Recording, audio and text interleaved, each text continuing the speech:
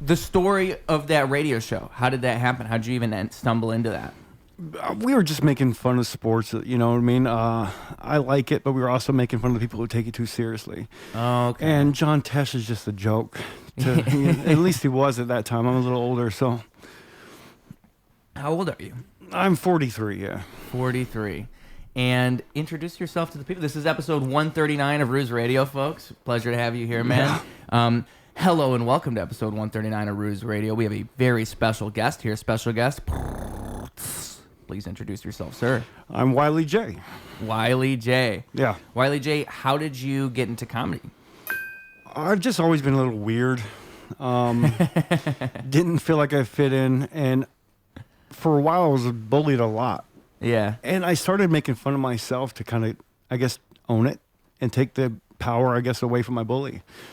So I started making jokes and playing around, and they just stopped doing it, you know? Like, you mean like when you were younger? Oh, yeah. Yeah. Like, I don't know, 34? But I mean, like... No, I'm kidding. That's a good one. I mean, like, when you were, like, how old, though? Like, 8, like, 10, like, 12? Like, what are we talking? Yeah, like 8. Yeah. From 8 until, you know, high school.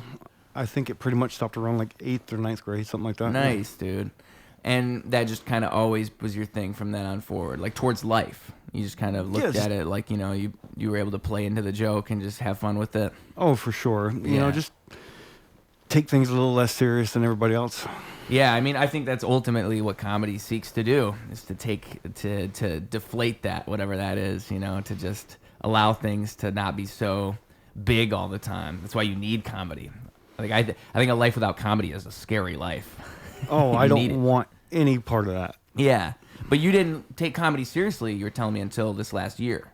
Yeah, I was too insecure, and I was focusing on, you know, different life things that were going on at the time. I have Parkinson's. I was diagnosed 9 years ago, and that changed a lot. So, yeah. And that was when you were 32, right? Yeah, 34 9 years ago, yeah. 34, 9 years ago. And so, before that, what was your life like? Like, how much did your life change in that moment? Oh, it was big time. I was married I was like the bartender comic, and she was a lawyer, so that was very Jerry Springer-ish, you know, opposites attract. And going down a way I never would have ended up here, for sure. Yeah. And like, what do you think if you imagine your life, like if you hadn't been diagnosed, where do you think you'd be now? Wearing a leash and collar, being a house husband. So it might be better. You think it's better? Oh, it's much better for sure. So your life changed positively after that. Oh, absolutely. Look, man, it's a messed up disease. I'm not going to lie to you. And I've experienced a lot of pain, but I think I'm proud that I feel like I grew from that, and that I'm experiencing things that I never would have imagined, you know, 9 years ago. That's awesome, dude. Like what? I had my own radio show when I lived in Houston, Texas.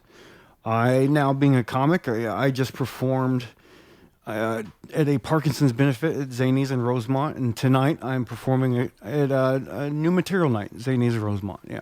Nice, dude. And like, how... You don't think that your comedy career would have been the way it is now if it weren't for that? I might have hit a couple open mic nights, but I wouldn't have taken it seriously because I feel like it put things more into focus. Yeah. Gave me more of an idea of what mattered and what didn't, who mattered and who didn't, you know? Right.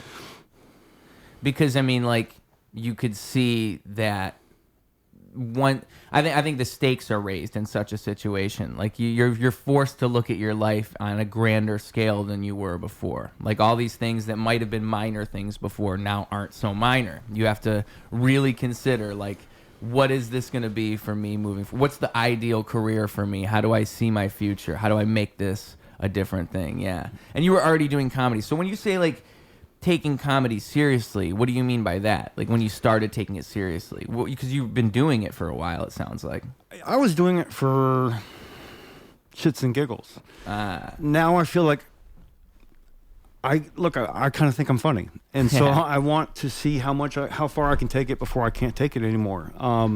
There will be a point where I can't get up and do my routine, and I'm not going to remember it. or my body's not going to work right to do it. And so I want to see how much I can experience in life in general, how far I can take the comedy thing, and we'll see what happens, you know? What do they tell you the timeline is? It's different for everybody. Yeah. For me, you and I could be born on the same day, same mom, both get Parkinson's. But our symptoms are going to be different than each other's. There's no one kind of way things are. Everything's a guessing game. So I hear schizophrenia is the same way. Like there's like 10 different symptoms, 15 different symptoms, and it's if you fit a certain amount of them, then you're diagnosed with schizophrenia. Yeah. But it's so different for each individual person who has it, so that you can't predict it. You don't know what their how it's going to escalate or where it's going to go or how their ebb and flow is going to be. I imagine it's the same thing with Parkinson's, because I mean every individual is so different. I mean, really, you're just labeling the thing that's happening, but it's going to be a different thing for everybody. yeah, and there's not a test for it. Yeah. You really don't know if somebody has Parkinson's until their symptoms are so bad you have to give them drugs. Yeah. And then if the drugs work, you have it. If they don't, you have something worse. So luckily, they worked. Yeah. You know? I mean, like, it is cool that really does work for you, though, dude. That you can take that and make that a thing that you can poke fun at on stage, and it really works. Oh, for sure. I Yeah. mean, I've always been more of a dry-witted, sarcastic, dark humor kind of guy, and it's fun. So I've always wanted to make fun of disabled people, and now I can do it legally. You know? Yeah, and now you fit the bill. Now you can fall right. There's a certain way you can make fun. It's like you're not punching down anymore. No, punching sideways. You're punching sideways now. Exactly. Yeah, man. I mean, how long do you go to open mics all the time? How long have you been working on the material that you're usually doing now? I mean, you're always working on it. I think I've been doing some of the comics you might have talked to. If you ask, they probably say me for sure have been doing some of the same jokes for the whole time they've known me. Yeah. You know, for me, my memory's not great. I have to go over it over and over, and I'm always tinkering. I'm always trying to find a better way to say it. I feel like I'm never satisfied with a joke until I know that it's going to kill every time. So I'd say I've been doing some of the same stuff for 9 months. But like that stuff is the stuff that you know is going to work. That I think it is. You know, I'm still an open micer. I get a couple of shows that I've been booked at, like recently, and the one, you know, tonight. But I know where I am. I know that I haven't been in this long enough to call myself some kind of career comedian or anything. So Yeah, man. But I mean, like, honestly, I think, like, you know the drill. You know how it goes. I mean, if you've gone to these open mics long enough, it's just a matter of doing that over and over and over again until that's just a muscle memory thing, in which you're already probably in that state to begin with. I mean, like, I think it's so interesting how that really goes, like how comedy is such a long-term. I think everything is that way, but I think in comedy, that's part of the mentality. Like in music and then in art and all of this, they don't really look at it in such a way. Maybe in like filmmaking, maybe. But it's like, you know, in comedy, you really are looked at like, if you haven't done this for 5 or 10 years, you haven't really done it yet. Like, that's how a lot of people would put it, I imagine. That's what I hear. I mean, I think I've heard it's different in different places is what they've told me too. So I think in LA, that's where they're really like 10 years, like they have a long-term look at it. comedy is one of those professions or pursuits that inherently, for a lot of good reasons and some bad, everybody who does it has to be a little full of shit. You know what I mean? Yeah, I agree. It has to be full of themselves, Yeah. and because it's a business that if you're not confident so much to keep going and tell yourself you're gonna make it, you deserve this, you're not going to. You know what? I always say like, you know, whether or not you agree with like the idea of visualization or like making something happen in such a way, it's just true that the people who are successful are the ones who thought that way to begin with. Like, you're never going to be achieving this level of success you want to achieve by thinking you won't achieve that level of success. You have to think that way. You have to imagine that happening and then chase that over and over and over again. And then one day it eventually happens.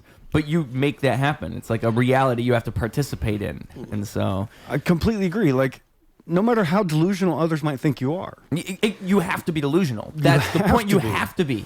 Like, if you're not delusional, you're actually wrong, because all the people who did succeed were delusional at first. They were. Yeah. I mean, some of the greatest people in the world that have ever existed have been crazy nut jobs. Yeah. You know, but they did some cool things. I mean, Walt Disney probably crazy. Albert Einstein probably pretty crazy. I mean, like, if we're talking like on the scale of normal to crazy, these people are crazy people. I'd rather hang out with crazy people than normal people any day, you know? Me too. Now, if you were to ask me, Ruse, why do you want to hang out with crazy people? I would say, basically, crazy people are the only ones that are going to continuously blow your mind. They're going to continuously do things you could have never predicted, because that's just what they do. They go out there and they blow the minds of everyone around them, for better or worse.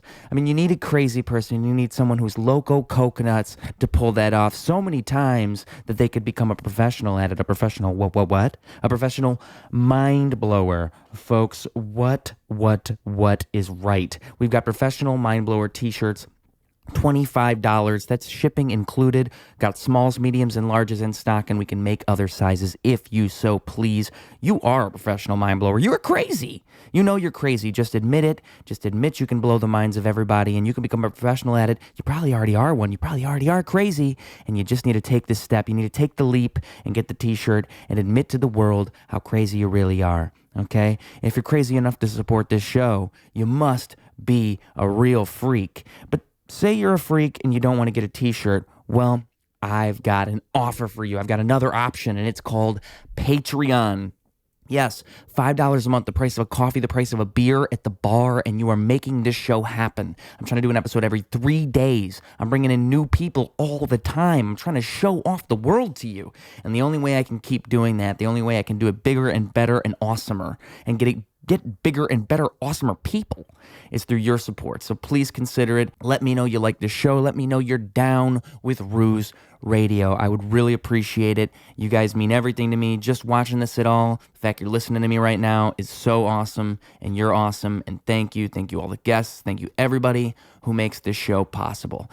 All those crazy people. Now, allow Ruse to elaborate on his point some more. Ruse, why do you like hanging out with the crazies? I think crazy people inspire me. I think people who think differently inspire me, truly. Like, people who I can tell they're not tied to something else. Like, they're thinking in their own way. That's the type of thing that makes me, like, believe in humanity. I see it, and I'm just like, you know what? Like, there's still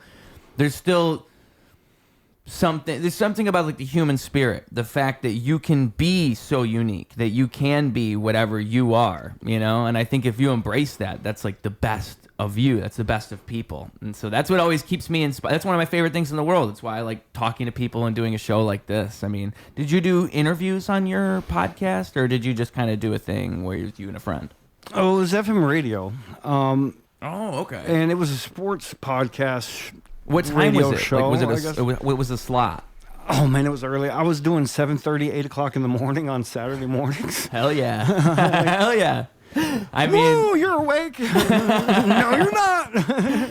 You know what, though? You are catching the people who are, like, on the way to work and all that, though. That is, like, the morning commute time zone, I think. Like, wasn't Howard Stern on really early? I thought he was on early. I think he started, I mean, when he started, I think he was doing it around, like, midnight, 1 o'clock in the morning. That's late, though. Even that's pretty late. I'm surprised you could do radio that late. Only the weirdos are listening. Only the weirdos. Yeah, exactly. Yeah. But you, and how long did you do radio for? About 2 years. Okay. And did you have, like, formal training going into it? No, I graduated from an improv class. That counts, I guess. And some friends that I had, they had their own show, and I started becoming a guest on their show. And then after a few episodes, the station manager was waiting for me outside and asked me if I wanted to do a show. So nice. And you just were down? You just said yes? Screw it, let's go. Yeah. You know, I was at the point in my life where I had just been diagnosed, just lost my wife. And I was a yes man. You ever seen that Jim Carrey movie? Yes, man. It wasn't that extreme, but there wasn't many opportunities that I let slip through my hands. Let's say that. Yeah. I mean, I wouldn't say no to that. I'd be like, hell yeah. I mean, I'm waiting for that. I'm waiting for some radio guy to just say, hey, let me throw you on air. Don't wait for radio, man. It's already dead. I know. That's actually what I'm doing is ahead of that. Yeah. I mean, it's sad. It's actually sad that radio's dead because radio used to be a way for people to discover things. And like, it bothers me that like so much radio now, I mean, like maybe like college radio, like these underground radio stations, you'll find new things. Maybe satellite radio, but just like regular radio, I turn it on and I hear the same songs. Like it's like they have a playlist and they just play the same things all the time. I don't understand that. Like you're the radio, you can promote anything. Like you could put on so many different things. You're like the support system. That would probably bring the radio back a little bit if they started playing different music more. Maybe I'm wrong, but like, dude, I swear to God. You turn on like a pop station, it's like the same song you heard every day for the last 3 months. Why do you got to do that? I don't understand. I don't know. I was never much of a radio listener. I do like the old school like stories and fantasy books or whatever being read on the radio. Me too. But no, I know, and I guess that what you're talking about is why I stopped listening to the radio. It just doesn't feel original enough. Same 5 songs, and then the guy that gets on is like, hey, hey, hey, hey, you know, something cheesy like that. I don't know.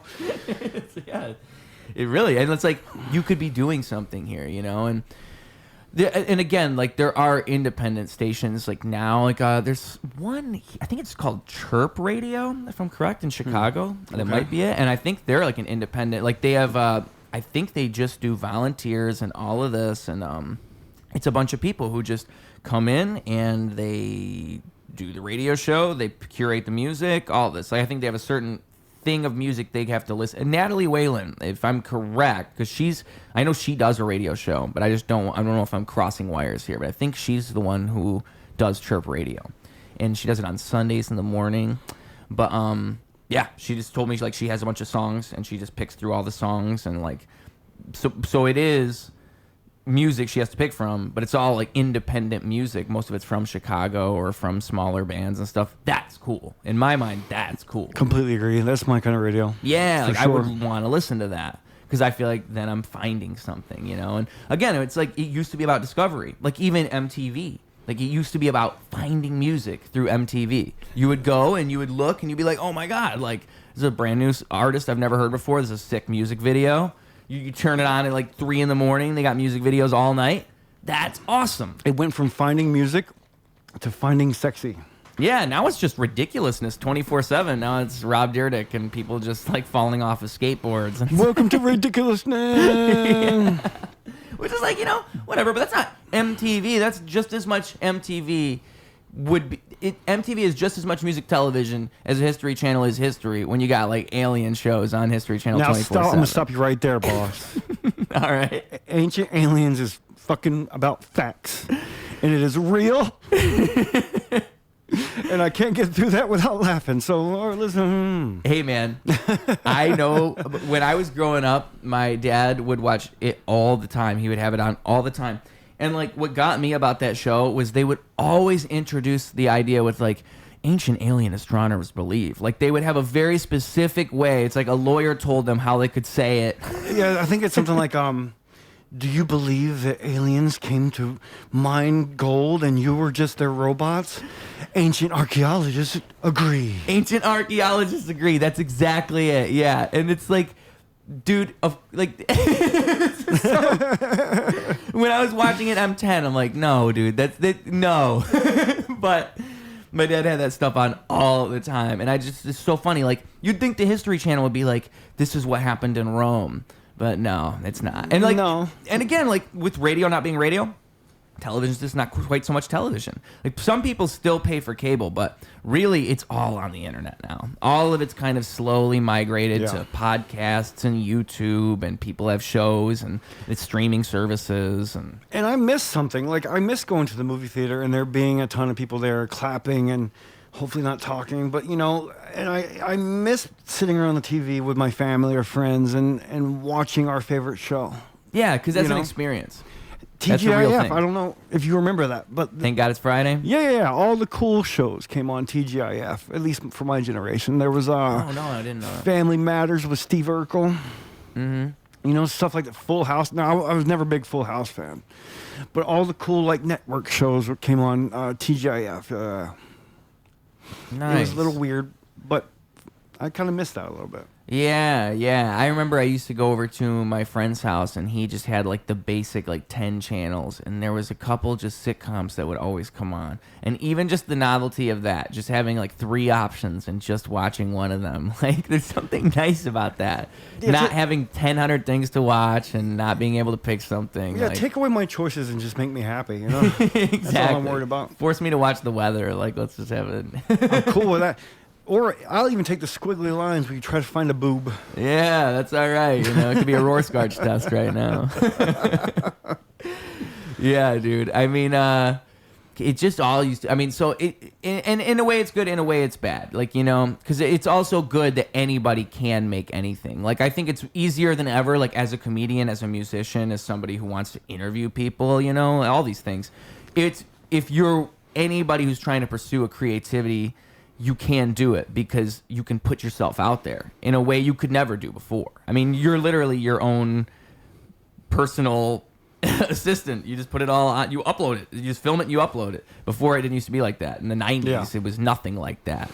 No, definitely 90s were not anywhere near that. You had to know somebody. Yeah, there's good things that have come from it, but there is the bad too. I know, Yeah. the 13-year-old that quits school because he thinks he's going to be some influencer, and Yeah, it's just what I hate about that is like when you ask those people, like, it's okay, so you want to be an influencer, like, what do you want to do? They're like, I want to be famous, and you're like, okay, but what do you want to do? Like, be famous. Like, that's the answer to the question. And they think that it doesn't take work. And and it's also like, what do you want to be famous for? Like, they don't know. They don't actually care. know. Why would you care? Dude, that's what drives me crazy. It's like, wait, so you don't want to like be good at something? No, like, you don't want people to see you as like somebody who's good at a thing? Well, because once you're good at the thing, it opens up to being bad at a thing, and they're afraid of being bad at anything. Yeah, that could be a big part of it. Yeah, it's like, I just think they're afraid to learn things. I don't think they even want to like learn a skill. Like, that's what's so crazy about it is people just see this easy access. Like, this is how I get popular. This is the way to get, and it's all like, everybody likes to get likes. Everybody likes to get attention. Yeah. Of course you do. And so I think it's all just taking advantage of that basic mechanism within us. And then that becomes the end goal. Like, what should be the midpoint becomes the end goal. Oh, absolutely. And it's just crazy. Like, you shouldn't want that. You should want all the things that come with that, like that give you that along the way. And how do you feel accomplished when you didn't put anything into it, really?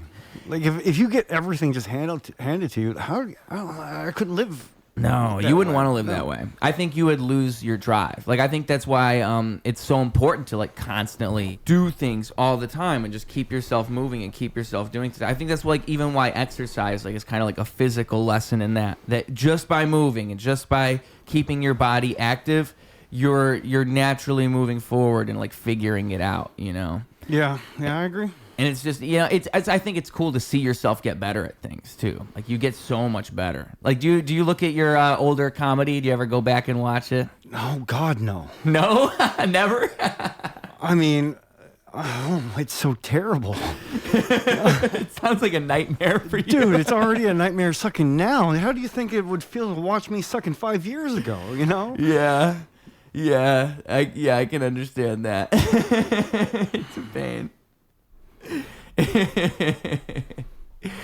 I mean, how often do you come up with new jokes now? I mean, I'm always trying to write new material. I like to do this thing recently where I won't write a joke or perform a joke until like right before I'm about to go up.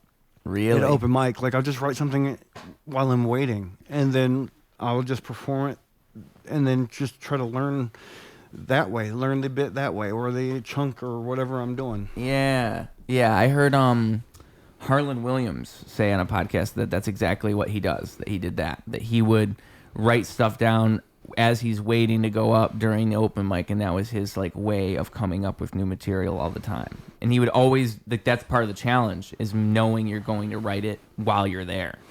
I feel like the longer I wait or the longer I overthink on something, the worse I perform it or write. For me, stuff comes to my head, I have to either write it down or record it in, some way. And it's a challenge to try to perform it 5 minutes after you thought it.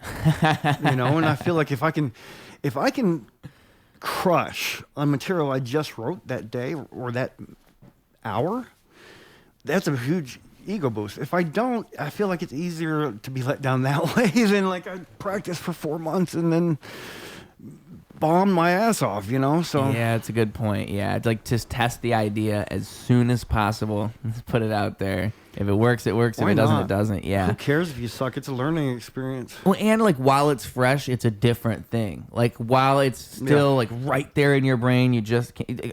Even that's like why it's so important just to write things down, because you think you're gonna remember everything. Like you come up with a good idea, you think it's gonna stay around in your brain, but no, not really. Like you have to write things down. Oh my God, I can't tell you how many times I had a great joke and then told myself, oh, I'll remember it. Yeah, I know. And then like 10 minutes later, it's gone. It's gone. I'm worried about butterscotch candies and it's so painful. Yeah, That's a painful feeling. I know exactly what that is. Like, I've done that with lyrics. I've done that with rap lyrics. I come up with like the dopest thing ever.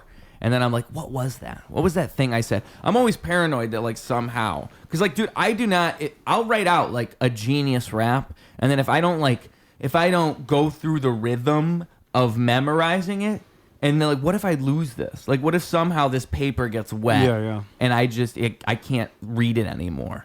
I'm fucked. You're fucked. It's gone. You know what I like to do is I can't rap, I can't freestyle, but if I'm around people, like I'll act like a freestyle because I know I memorized a lyric to a Rage Against the Machine song. Fuck you, I won't do it. You tell me. Which one is it? It's a Fistful of Steel. Ooh, that's a good one. It's silence. Something about silence makes me sick because silence can be, Yeah. sort of like a slit wrist. And I just have fun with. Are they gonna? No. Probably not. Can I do this really well enough that they can't tell if I'm really freestyling or not? That's a great idea. A nice little game I like to have, but I can't rap at all. Oh, dude, I'm trying to think of like other songs you could do that. It'd have to be like because that's a great choice because it's a song that like no one would really realize. Oh, you can't know. I can't do it around people who would know Rage Against the Machine, and yeah, it's lyrical and it's political, so it sounds like I'm being all hip hop, but I'm not.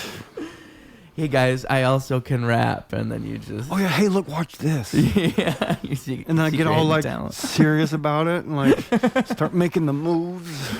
Dude, don't smile in photographs, stuff like that. You might have been a rapper in another life, actually. You could have been a rapper. I mean, I got the rapper look.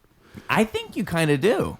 If you had like a chain on. No way, dude. Yeah, no. You say that as a joke, but if you just changed a couple things, like not even big things, like you had a jumper on, like if you were wearing a jumper right now, like just all one color, that might be one thing. Throw on a chain, that might be another thing. I got these Ray-Bans over here. Maybe if you had these on, I think that something like that. Just some sunglasses would probably take you to another level. I'm going to change your mind when I put these on. You're not going to think rapper. You're going to think Moby. All right, let's see. Dude, you look fucking awesome in those things. I'm telling you, just consider it. Like, if you ever want to take on another career, we're going to throw you on a track at the very least, all right? I'll find a way to get you on a song, dude. I really will. Honestly, I should be doing that. I should be putting all these comedians on songs. That's what I should be doing. That'd be funny as hell to Wouldn't me. it be? For sure. Have comedians try to rap with you, man. Yeah, dude. Make like a what's it called? A cipher with nothing but fucking comedians and you, bro. That's such a good idea. Yeah, man. It's such a good idea because no one else would do it. No one's gonna for good reason. You fucking, you fucking dumbass fuckers that all you know how to do is make jokes. Let's do a rap, guys. It could be the dopest thing It ever. could be dope as hell. That's the thing is like I think comedians. I really feel like when I had Ron Bloom on here, he kind of like really painted the picture really well for me because I already had the idea in my brain that like comedy and hip hop, there's something so closely aligned, especially with like the type of hip hop I do, like old school hip hop, where it's all about individualism and like the way you represent your ideas and how there's an artistry to that and how you can use words to do things that you couldn't do otherwise with rap. I mean, rap in particular, you can you can do something you can't quite do with other things, and it's all about you. It's all about your vision if done properly. You and know like, what? I'm sorry. Go ahead. Oh, go ahead. No. You know what reminded me, or who you reminded me of when I first saw you rapping? Beastie Boys, man. Do you remember? I was like, that's an updated version of like, I don't know. Do you remember what? Would you remember what rap it was? You remember what I was saying? No, I think you were at a L station. Ah, yeah, it must be one of those. Because what I'll do is I'll have videos of myself doing like songs I've put out, but I'll just post these like miniature music videos is how I think about it. So I'll just film like 5 takes of like one small section of the song and just edit that together. It must have been one of those. Must have been, yeah. Yeah, yeah. But I mean, like, what's funny about it is it's not like I'm trying to do that. It's not like I'm trying to do like the old school rap thing. It's just you. It's just me. But like that's what rap used to be. It used to be like just being yourself and just embracing that over an instrumental. And like I want to bring that back in a way. It's kind of sad to me like how it's become such a commodity. You know, it's not quite the same in my eyes. Rap was very similar to punk rock in that aspect. Absolutely. You know, being yourself, saying screw you to the man, and just doing whatever you wanted to do and not feeling the need to follow the social norms. Absolutely. NWA. I mean, that's like the prime first huge example of like rap becoming this controversial thing going against authority. What does that stand for?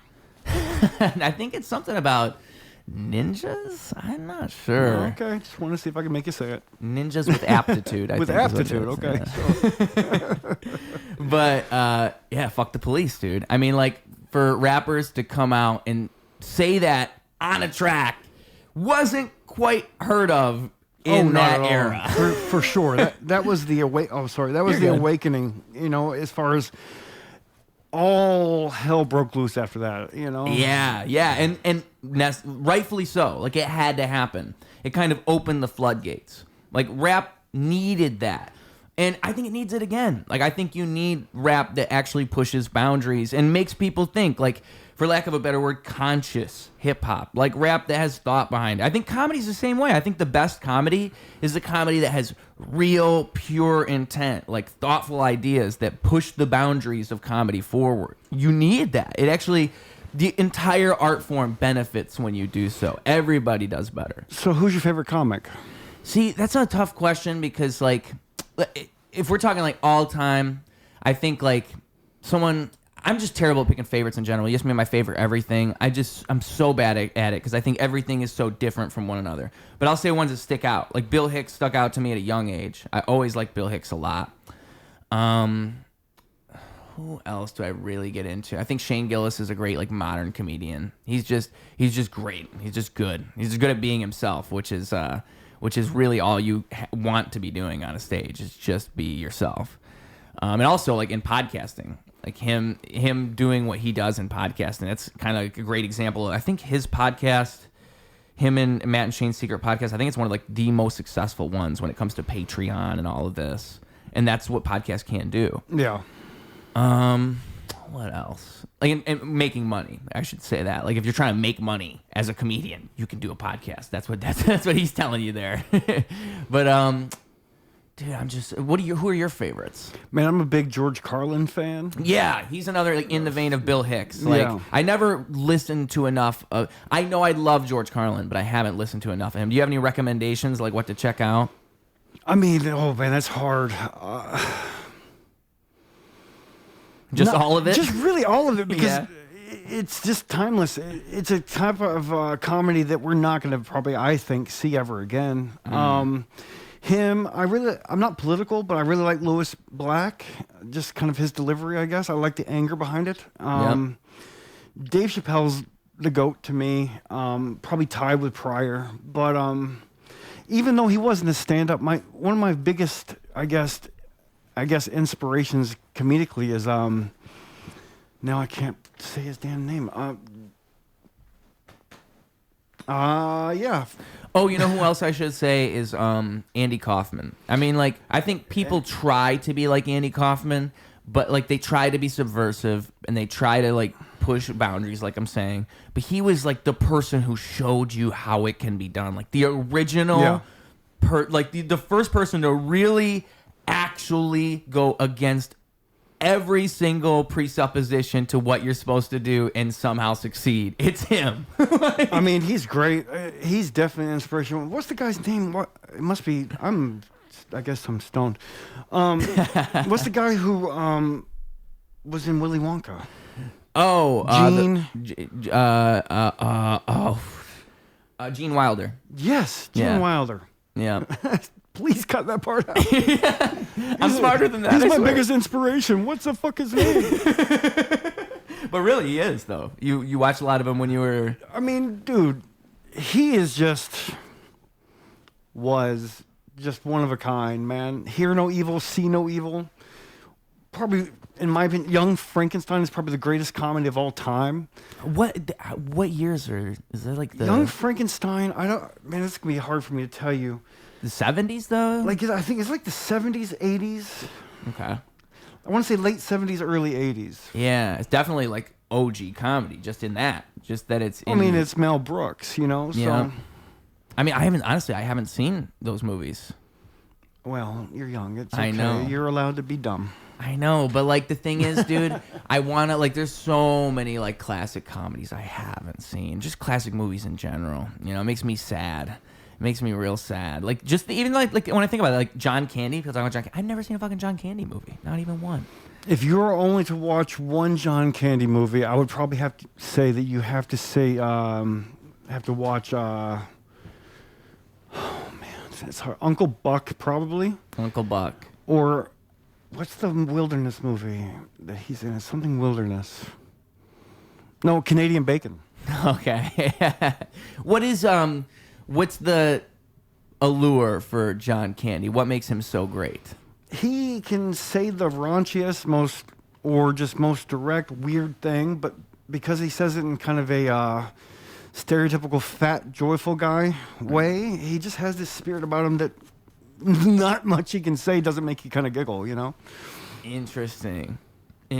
I should say another comedian that I like a lot. People are popping in my brain slowly over time. Tim Dillon. I like Tim Dillon quite a bit. I like Tim Dillon a lot. I like his podcast more than his stand-up. Me too. Yeah. Honestly, I don't even consume much of his stand-up. I'm just thinking of his podcast. Like, really. I think I haven't watched from what I've seen of his stand-up, I like it. But I think he's just like, he's one of those people that's just so made for... Because the thing about his podcast, too, is he's generally doing it by himself. So he's made for doing that. For just stream of consciousness, talking for an hour. That's different than what we're doing here. That's a whole different art form. To be able to just talk. Even like, you know what impressed me about his podcast is he'll bring up stories that I have not heard about. It's always something absolutely ridiculous. Like he actually does report things to me. Like with the I don't know how often you watch it. There was this rapper who got denied an Uber in because they were too big. Yeah. He's the one who broke the news to me, and I'm glad he did. He's really good at breaking that type of news. I mean, he's there you go. Yeah. You know how it works now. This thing just slowly. It's like it wiggles out. You know, maybe there's like it's like a chip clip for a bag. Like maybe there's a way to like slot it into there because it happens all the time. Like even with my doggy. It's no big deal. I know, but it's like it makes me feel like the fat rapper, but you know, just exactly. You got a different chair, different chair in here.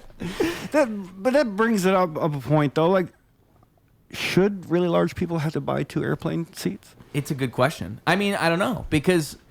At a certain point, you can't expect everything to be able to even... Like, realistically. Like, I think when I heard the story, I didn't realize how big she was. Like, I think she's like... They used to make those shows on VH1 where it was like my 800-pound life. Like, I think this girl's like 600 pounds, which it's like... When we say big, we're not talking about like... You know, a 300-pound person, a 250-pound person. We're talking 600 pounds, which I'm not even saying whether that's good or bad or whatever. No, you can be whoever you are. Yeah, you're who you are. If you're if you're like an Uber driver and like you see this person who really might not fit in your back seat, what do you do? Like, what do you actually do? The last thing you want to do in the middle of the winter is have to pry somebody out with a crowbar. You know what I mean? Like, right. It's a bad look. It's not all a good look. I'm not doing that. I almost feel bad for the Uber driver in the story because it's like he probably really was like, dude, my suspension can't handle this. My car's falling apart. Go over a speed bump and the axles break. We're not going to do that, partner. That happened to him last month. He's trying not to have it happen again. Now he's got a lawsuit. Like, dude. You just can't win out here. I feel bad for the Uber drivers, honestly. Just their whole job, like just what they do, it amazes me. Like I don't think they get paid that much. I did Uber for a little bit. They don't get paid that much, but they get paid more than you think. Really, dude? Yeah. Oh. I mean, I think. I don't feel bad for them at all. No? They don't have to go through any training. You know, you're getting in a car with some weirdo whose seats probably smell like the last 45 passengers farting and stuff, you know, and I don't know, man. I've had more bad experiences with Uber drivers than good, so I just feel like, you know. How long were you driving for Uber? How long did you do it for? For about a year before I realized it was a waste of time. You ever have any, like, odd experiences? Oh, man, yeah. I had... So this lady who was very clearly a lady of the night, which I'm not judging her, that's fine. You're just observing? Yeah, she gets in the front seat. She's hopped up on something. She lays her seat all the way back and says, put on rap music. I'm like, all right, cool. She starts dancing, and then she takes both of her legs off. I didn't notice that she was a double amputee. Oh, wow. She takes both of her legs off, throws them in the back seat, and she's like wiggling her stumps to the beat. And then she stops dancing, turns off my radio herself, which that's already strike one. And then she says, I can wiggle some more if you pay me some money. And I was like, you need to get out of my car. You're supposed to be paying me, lady. Exactly, yeah. Yeah, it was not fun. It was laughable, but I did not want to experience that at all. Wow, dude. Wow. How shocking. Wow. That's wild. And how long had you been doing that for before that happened, like driving? Oh, that was probably like 6 months in, 5 months in, something like that, yeah. And then you get the drunk people that are trying to hook up in your back seat and... Oh, that must happen a lot. Do drugs in your back seat. And what do you have to do? Like, hey. Dude, I had 3 people in the back, 1 up front, and somebody from the back reaches up front to his friend that was sitting up front with me with a key with cocaine on it and goes, hey, sniff this. I was like, dude, get the fuck out of my car, bro. Like, yeah. I'm not going to jail for that. But this was like... You know, you could like, they put the cameras on there and stuff like that. Like, that's probably good deterrent for that kind of stuff. Yeah, but then you don't get physically assaulted, but I was kind of hoping for a lawsuit, you know. So, I'm just kidding. No, it might have been good for you. Yeah, I guess I probably should have done that. I never did. Because, I mean, I can't, how else do you stop people from doing it? Other than that, kicking them out of the car. It happened a lot? Not really. No. But it happened. Yeah. Oh, drunk people. It must have been a lot of drunk people, too. That's a lot of the clientele. I stopped doing it after a while. At night, I would just do, like, kind of the hotel and airport runs. Yeah, because, again, clientele. Yeah. Yeah. Those people are easy. That's like a mom and a son, like a grandma, you know, just random people who are visiting the city, like stuff like that, rather than people who are leaving the bar at 2 a.m. and have no other option other than you. They don't even know what reality they're in right now. I was just tired of dealing with that kind of attitude, so I started doing mornings only, man. Yeah. And that's another thing that is nice about those, like the fact that exists is you can make your own hours. I feel like there's how much did you make? If you don't mind me asking, how much would would the regular person make doing that? Well, I don't know what other people were doing, but like for the year I worked after Texas, I made like about $72,000. Really? Somewhere around there, yeah. Because you're constantly going back and forth to the airport. In Chicago, almost hardly anybody has cars. Yeah. You know, and so and a lot of people were lazy, didn't want to get on like the red line or something. That's a lot of money, though. I mean, it was pretty good. How many hours work a week? How many hours did you work a week? About 60, 65. Oh, okay. So you were working quite a bit, though. Yeah, but you're just driving your own car, listening to your own music. You know, it was fun. Yeah. That does sound nice. That doesn't sound bad at all, man. Wow. And you can make your own hours.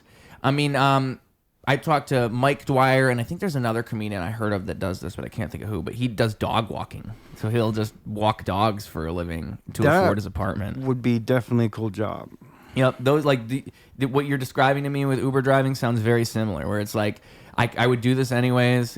I can think about things, I can listen to music, I can do whatever I want while I'm also doing the job. You know, nothing like the American dream. Isn't it? Isn't it really the dream? I mean, I think ultimately, like, that's why people should pursue an art or a craft or something they like. Because, like, just on the off chance that you can do that thing you want to do rather than that thing you have to do. Like, wouldn't you rather just find something you want to do? That's the key, man. Like, yeah. There's no point in doing something that you don't enjoy doing.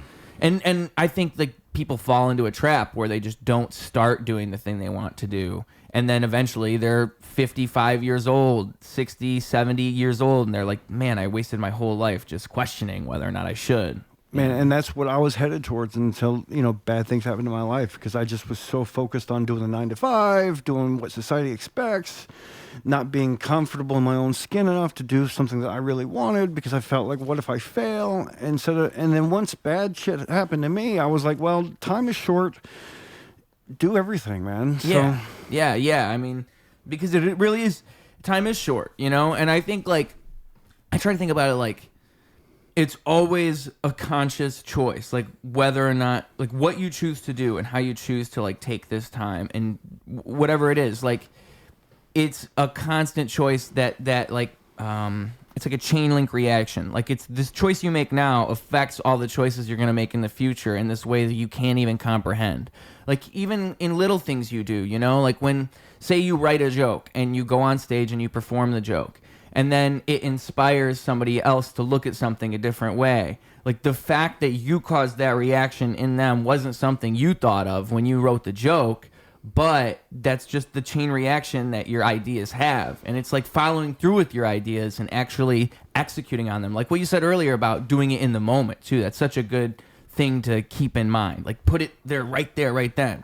Because like that's what creates that gets the ball rolling. And I just think it's like so cool, dude, to see that chain reaction happen. That's what keeps me going, is like when I hear things like that, when I see like motion coming out of my actions. It's the coolest fucking thing. Like as a comedian, I think like a big part of that must be like when you start getting shows. That must be a big part of that process. You do open mics forever and then all of a sudden you start getting booked and it's like, whoa, the ball is rolling, Yeah, I mean, like, let me tell you, this is only my 3rd or 4th ever booking. That's awesome, and dude. I just am way too excited, and I'm sure anybody listening or watching or anybody that has been around me when I talk about this show tonight will probably tell you like I'm overreacting, and that's fine. But like, it's just any little bit of extra hope or encouragement that I get pushes me even harder. And like, I might not be as funny as the next comic. I might not be the funniest comic in any room, but I'm one of the hardest working because I realize how serious it is, how little time I have. So there's not a moment where I'm not constantly thinking about something that can improve my experience or my journey. Yeah. And with that mindset, you would. Like with that mindset of like trying to improve it, you would. Yeah. I mean, like that's the only possible thing. Like Kat Diaz told me it's something that people say in certain circles. I can't remember what it is, but it's just a saying I like to say in the first place, and it's become undeniable, right? Like if you're undeniably good at something, if you're just getting better and improving, and you are, it doesn't matter if you're the funniest. It doesn't matter. It really doesn't. It's just the fact that you continue to do it and you prove yourself every single time.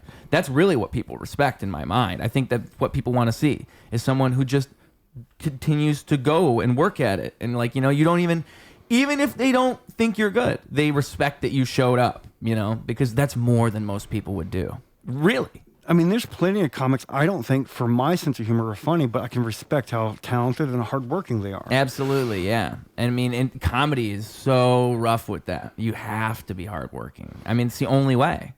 If you're not, the next person is. Yeah. I mean, you can't fall asleep in any area of life. As soon as you get satisfied, somebody's passing you by. I think I think about that all the time with like just everything. I think like, like say that there's this girl you really like and you think she's amazing and you want to say something to her. Well, I guarantee you there's someone else who would feel the exact same way about that girl and they would just go up and say it to them right there, right then. So you sitting there and questioning it and thinking, should I do this? Like there are other people who would have done it already And that's like, there's always competition in every field. There's people who are going to just go for it. And so if you just sit there and think about it and question it, you'll miss all these opportunities. You damn sure straight will. Yeah, like you just have to do it. You can't think that way. And like, again, like comedy, it forces you to do it. Because if you're not doing open mics, your material's not getting better, then it's not going to happen, you know? I think with music, you have to write music. You have to make music all the time. Like, Kendrick Lamar, he's my favorite rapper.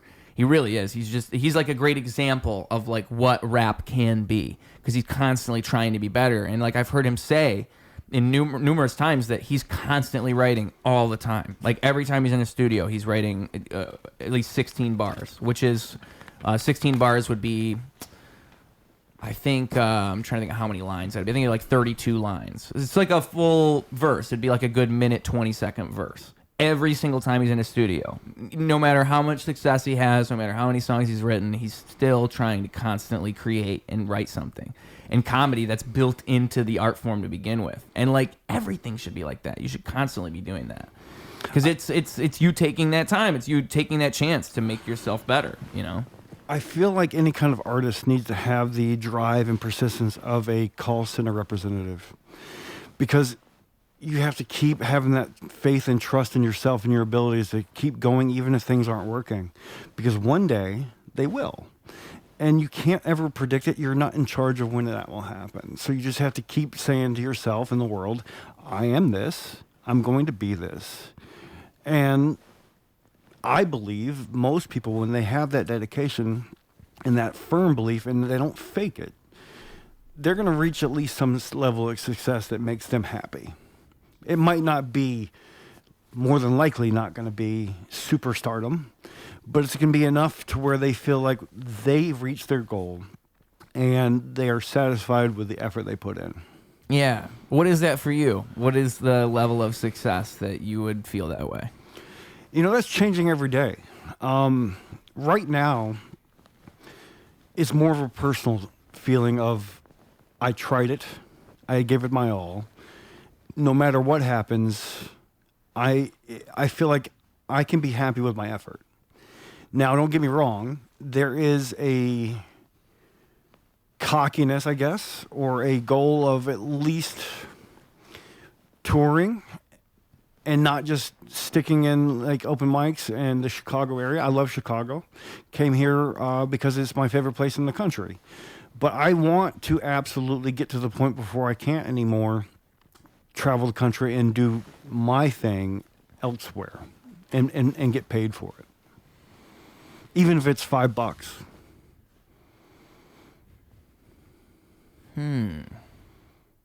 Have you ever thought about doing Kill Tony? You ever thought about that show? Oh, dude, I'm disabled. I'm going to try because he loves them. That's what I was about to say. I didn't want to say it, dude. We're good. But you are built for that show, buddy. Man, I have no shame in taking advantage of being disabled, bro. You will get, what do they call it when they bring people on weekly? They have a word for it. Do you know what it is? I don't know. Oh, I can't remember, because like that's what always happens with the disabled people. If you're good and you're disabled, like if you can bring you as you are now, just bring that to the Kill Tony stage, I guarantee you they'll say, oh, come on weekly, we'll have you on as a regular. Let's do it. I'll even not take my medicine, so I'm extra disabled, bro. Let's make this happen. You already know what the MO is, dude. Look, people too often think disabled people are the sweetest, kindest people in the world. There is a little bit of scheming we're doing. If I got to live through this pain, somebody else is going to suffer occasionally. Yeah, hey, you got to take what God gives you. I wouldn't say it that I'm being obviously a little extreme, but like, if I know, which I do know, and everybody knows that Kill Tony accepts people or goes after people with a little weirdness or disability or whatever, and gives them more of a leg up, then, so to speak. I'm not ashamed of taking advantage of that. Any extra help I can get, I'm gonna do it. If you're just like in traffic, don't give me that space to cut you off if you don't want me to cut you off. Yeah. I mean, I just think that you gotta take the opportunities that are given to you. Exactly. Yeah. But I think that like it's just a no-brainer if you're trying to go like international. Like if you want to be known around the country, that's just such a no-brainer, dude. You just go on there once and you make an appearance, like you really put yourself out there. That'll just easily cement you into that, where the right person has to see it. I mean, that show, is one of the few shows where you can get views, and like we said, they're looking for that. So I honestly, like, that's a great idea if you're trying to find a way to get into because how else do you start getting booked around in different states? Maybe you just reach out. Maybe you just message venues. I don't know. Look, man, don't get me wrong. I do a lot. Most of my stuff has to do with being disabled. Yeah. I'm doing more material now that does not. But at the same time, I had somebody, I did open mic recently, and I had this girl come up after me, and she says something like, I'm lucky in comedy because I have Parkinson's. I guess she was trying to hint at it's easier to make jokes. It's like, I don't see you making them. You know what I mean? Like, I don't know, man. It's just, it's silly to me for people to think that, yeah, okay, yes, Kill Tony absolutely is a route that can help me out. Yeah. But you still have to be funny. Oh, absolutely. I don't like people that think like they are going to, just in general, like the one thing is going to be the thing. Like, I just mean if you're trying to transition into such a thing where you're known internationally, oh, that's absolutely. a good way I to completely do it. agree. I wasn't taking you that way, but like... But I know exactly what you're saying, that people will want to do that. They'll like, I'm going to do Kill Tony and I'm going to make it or something like that. That'll be their idea. Oh, and it's yeah. like, no, you have to just continue to just be funny all the time. Like, you just have to work at that. Don't think about the one grand thing over there. No. And I also have an audition for America's Got Talent. We'll see if that works out. Oh, yeah? Because we know that's definitely an easy way to skip the process. Right, dude. Howie Mandel is a god. I should go on America's Got Talent. Do it, man. Let's go should. together as a dope like comedy music duo. You know what? That actually might heighten our odds somehow, right? Like if we say, hey, you can interview us, but interview us together, like just make it so like we are a duo. Because I think like then they would see that as a peculiar thing. They'd be like, huh, these guys are really like two characters. Whereas if we're separate, it might not be the same. But if we're together, it's like, why are these guys grouped up like this? And like we could even lie and say like we're long lost brothers or make up some crazy backstory. Yeah, you died when you were in the womb, and like for some reason you came back in somebody else's body, and I could recognize that immediately once we started hanging out. And it's just we don't really understand it, but we do. Yeah, I also have pancreatitis and all these other diseases, so we can get the whole like sympathy vote and everything. Yeah, that sounds good. That sounds think good. that's a I'll great piggyback idea. on your talent because I'm not as talented as you, but I don't mind that idea. We could be like a group act. I don't know how could we work our talents in with one another. That's a good idea. Like, I don't know, probably not at all, but there'd be a way. Like you could do some like stand up, you could do some stand up. Like maybe I'll like try to juggle in the background, I'll juggle and rap at the same time. While you're doing stand up, they'll be like, whoa, this is stimulating our senses. We're workshopping this. This is a very rough draft. Or like I tell a joke and then like you do a rap that like riffs on the joke that I just told. Kind of like the whole President Obama angry black man sketch. Yeah, with Key and Peele. Yeah. The angry translator. Yeah, I say something, then you translate it in music form, and then I translate your rap into a joke, or who knows, or we don't do that at all, and avoid embarrassment. Yeah, either or. Yeah, but I actually do like the idea you just presented. That is fun. You just even for a skit, that's actually not a bad idea. Like even just for a short little video, that's fun. That could work. Yeah. Have you ever done any of those skits? I didn't realize this was such a big thing. Like a bunch of these Chicago comedians do these skits. I've done improv. It's not my thing. Yeah, the skits are improv. I can enjoy it. I just know I'm not nearly as good as I should be or enjoy it enough to be good at it. At improv? Yeah. Yeah. I don't know. It's just never... I like being more in control of what I put on stage instead of having to hope that 4 other people can do something, at the same time, unscripted, and have it be, I don't know. I've just been kind of a control freak about that. When I was talking with Claire a couple episodes ago, 2 episodes ago, I think, Claire Parlett, she was talking about how she got started in improv, and she just didn't really click with anybody, and so they kind of fell out of it. And I was just saying to her, like, I think the improv is a lot. It's so much of it is just the group that you end up in. Like, if you had a group that was all in the same wavelength, it'd probably be a whole different story. You'd probably be like, oh, this is actually really fun. But just if you don't have a group of people that think the same, like the same exact way, like they do the same types of things you would do, you end up just not. And I understand it completely because That's why I like writing music. That's why I like rap. I can make it all myself. I don't have to work with you. You don't have to tell me what to say or give me anything. I can just do it all. Yeah, I mean, I like people, but not enough to like them. Yeah. I just know that the choices I make aren't the choices you're going to make, okay? No, exactly. You're not going to do what I would do. I do not want to lay faith in the happenstance that you're as weird as I am. Exactly. Not going to risk that. It won't happen, buddy.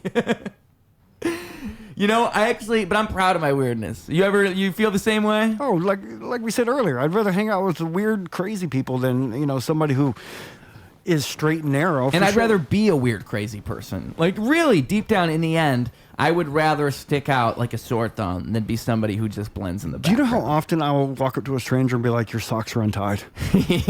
And, I don't care if you laugh or not. It's funny to me. Yeah, man.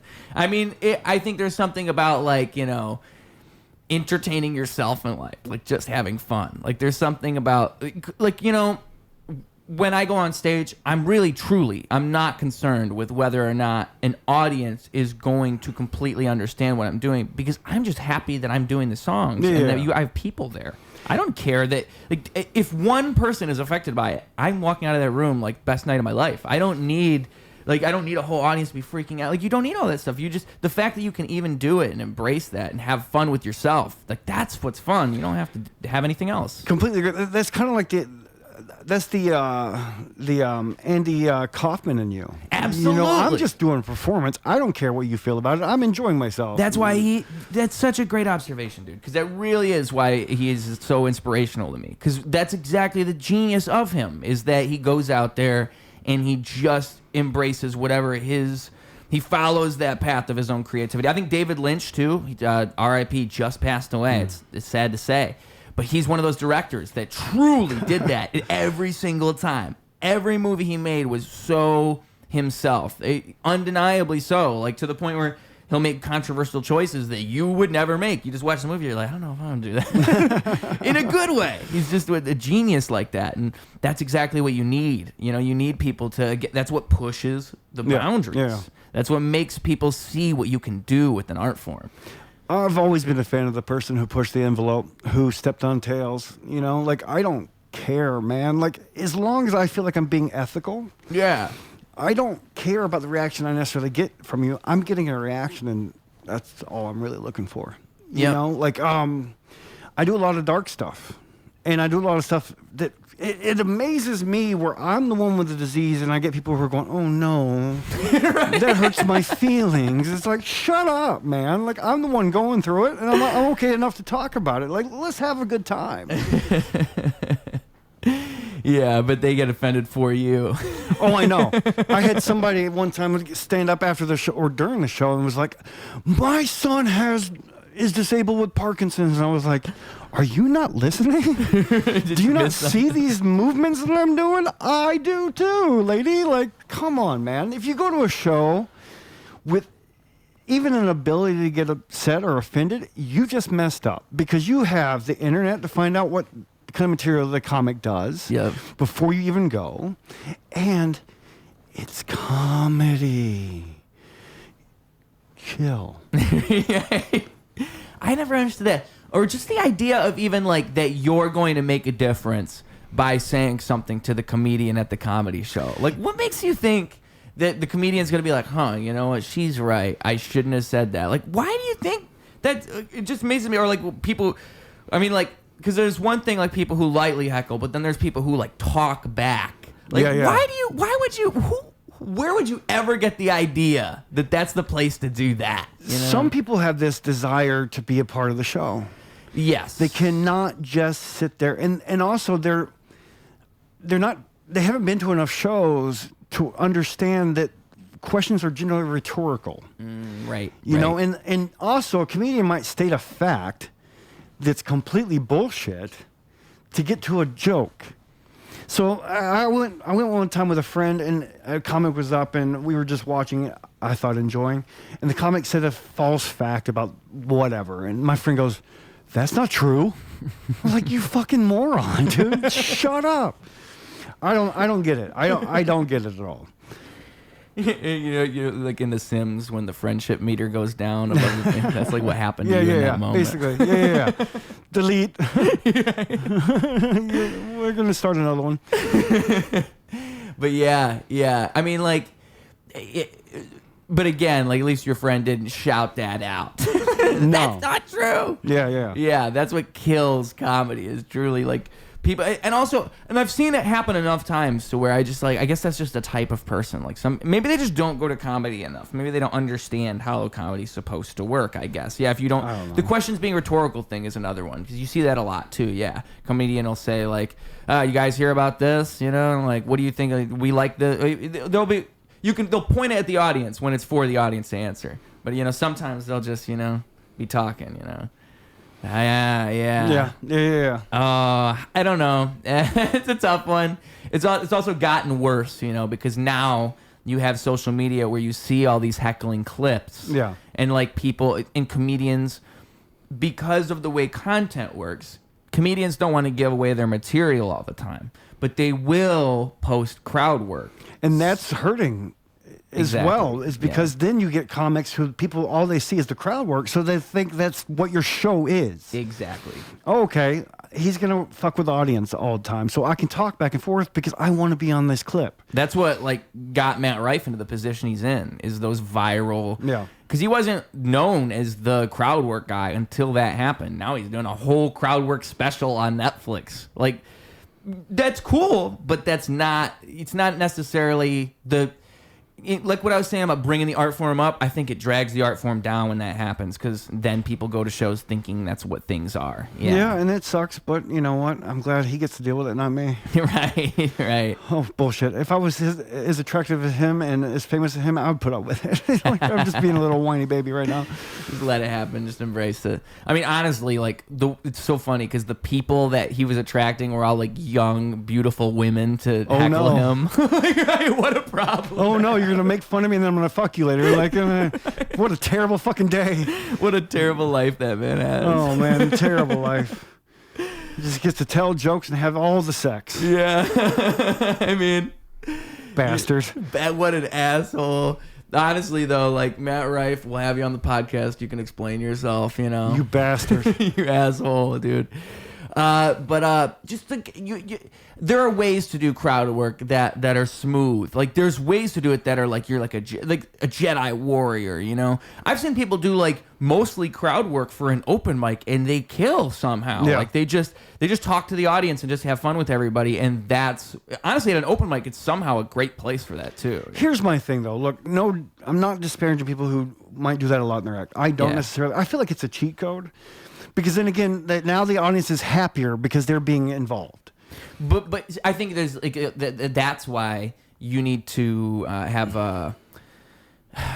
put a lid on top of it. You can't overdo it. You can't do too much of that because then you're just doing the crowd work. Yeah. You have to like do a tiny bit of crowd work or weave material into the crowd work. Yeah, because what happens then when you have a crowd that doesn't respond well? Yep, exactly. Then your whole act's done. Mm-hmm. So whatever. And like also because of these clips, like what you said about the audience, but even people who are getting into comedy now, there's people who will think that's what they're supposed to be doing. Yeah. They've seen so much of it because that's what they've consumed on social media that then they're going out and like just trying to do only crowd work, not even realizing that like they could be doing all this other stuff with it. Plus, like 95% of the people in the audience at open mic are other comedians. You're not going to get away with crowd work with other comedians. They're going to fuck with you so hard back, you know? Or they're just not going to respond at all and they're just going to sit there. Right. That is so true, dude. They're going to punchline you back and just fucking make the joke on you somehow. Open mics are like, I think going to an open mic is a very interesting experience for someone. Like, I think everyone who's not a comedian should do it at least once just to understand like what it is like in the trenches, you know? Like it's not what you think it is. No, some people should stay away from that damn mic. I think it like opens your eyes in a strange way. You're like, whoa. And everybody should be a waiter. Yeah. for a little bit, but no, not everybody should have a microphone. Let's No, I'm not saying do Okay. the open mic. Oh, I'm saying go to an witness open it. mic. Oh, okay. Yeah, just to yeah, sure. understand what that is. Just to see what you guys have to deal with, like how you get to be what you are. Because you go to a comedy show, you don't see all that. You go to a comedy show and it's just kind of like, oh, these guys are just funny. You go to an open mic and it's like, whoa, like we are down deep here. So many people don't realize when they go to open mic or even perform open mic, it's just practice. It's not serious. No one takes it serious. I mean, they take it serious, but it's not like high stakes. Dude, look, you can't bomb if you're not getting paid, in my opinion. Someone once told me if you can't do good, you can't do bad. You only get good if you get bad for a long time. You have to learn what works, what doesn't. You have to try new material. You might, like I said earlier at the beginning of your show, I do a lot of things and keep doing them because I like the joke and I want to make sure I do it. I can find what really hits that rhythm for me. And sometimes I feel like I hit the rhythm, but then I added new material behind or in front of it, and I need to change that rhythm. Yeah. Or the audience is reacting differently than the audience before, so the joke needs to be changed ever so slightly. So you're constantly tinkering. Mm-hmm. Yeah. Or even, I have to imagine once you start touring, like once you start going around the country, that is just you have to. There's no way you can do the joke the same exact way in New York that you would in Florida, that you would in Texas, that you would in California, you would in Chicago. All these places, you're going to kind of tweak that joke. I once heard a comedian say that like when he goes to a new town, he spends that day going up to people in the town and just asking them questions, just to get a feel for how people are thinking around there. Oh yeah, you have to know your audience. Yeah. If you don't know your audience, you better have really fucking good material. Yeah, right. Like, oh my god, yeah. Well, and like there's something about that too, like to be universally funny, but that's like so much easier said than done. I mean, to actually be able to just take that same energy and do it anywhere, that's an art form in itself. Like the one person I always shout out is Norm Macdonald. Like Norm Macdonald, he's again with comedians that I think are amazing. He's probably again top 3, like Bill Hicks, Norm Macdonald. Yeah, gotta be up there. Some of my favorite jokes of all time are Norm's. Yes. He does a joke about his wife being in a coma. I'm not going to say it, but then he jokes about the professor of logic. Is a joke, and then the ultimate joke, in my opinion, he's ever done is how he talks about alcoholism is a disease, but it's the best one out there. Yeah, it's the only disease he knows where you can be drunk all the time. Like what the heck? Like just in his delivery, he's also another Andy Kaufman type where he just doesn't. In fact, I think it was a documentary or something I was reading about how he would purposely do a joke that bombed on SNL because he wanted to just do it. He thought it was funny to him. He didn't care if it bombed or not. He was going to do it. I know that maybe it's I wish I knew more of the details, but I know he did some joke that he knew was going to get him in trouble. The O.J. Simpson joke. Yeah, he knew he was going to probably get fired, and he did it anyway because he stood on his laurels, and it was funny. And even just when he was, it's so crazy. It's hard to find them now because I think it all used to be on YouTube. I don't know why it's not anymore. But that's how I got into Norm. He used to do this thing called Norm Macdonald Live. Yeah. And it was him and just bringing on other comedians and just being silly with them. They would have advertisements like something called the Man Grate. So just imagine Norm Macdonald advertising a Man Grate, which is a grill. Oh, I absolutely love that clip. Dude. He can't get through the ad read without laughing. He's one of those people where he's so naturally funny. Like how I said, like how some people are just themselves. That's the best thing you could be. He's just so himself. He's not even really putting. Of course, he's playing into what he is, but he's just so naturally that. Like he's so naturally funny, and but in that too, like there are clips you can find where he is talking seriously about things. Like he's a deep thinker as well. He's way smarter than the thing he's putting in front of you most of the time. Oh, I think he's a genius, and he's one of those comedians that I do think, I don't know, but like I don't think of him as somebody who I can imagine going to an open mic night. He does just seem like he's just naturally freaking hilarious, man. Even in conversation, he's the same exact thing. Absolutely. Yeah. I mean, every time you see him, he's the same guy. He did there's so many like funny Norm moments that I remember like seeing. Like he hosted the VMAs, which was like a YouTube video award show with a couple other comics, and he just roasted the whole thing the whole time. Oh, that's just talked great. shit. That's so great. Funny. Like I'm sure he brought up Hitler at least once, you know. He another thing that Norm would always do, like the reason I thought of him is because he would be the same sense of humor everywhere. He would say like the darkest jokes, but find a way to make anybody laugh at them. Oh, Hitler is the Hitler of comedy. Yes, yeah, For sure. What was the 9/11 one? One thing he would often do on that show is he would find a way to get his guests to laugh at 9/11 being the punchline. Like he would just find a way.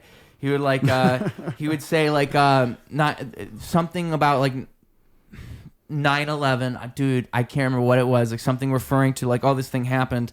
That reminds me of that tragedy. And just that sentence alone is the punchline. You're That's already great. thinking 9/11. Oh, yeah. He would do little things like that. Or I'm pretty sure it's a clip of him and Andy Dick. I'm pretty sure it's who it is. Okay. And he's like, you know, he just says the words 9/11 and Andy Dick's already laughing. And then That's great. that's the trap. So then Norm's like, why are you laughing? Why would you laugh at something like that? But it's the way he says it. Like he knows exactly what he's doing. He was in a league of his own for sure. And it's just to be able to do such a thing, you know. Harland Williams, are you familiar with him at all?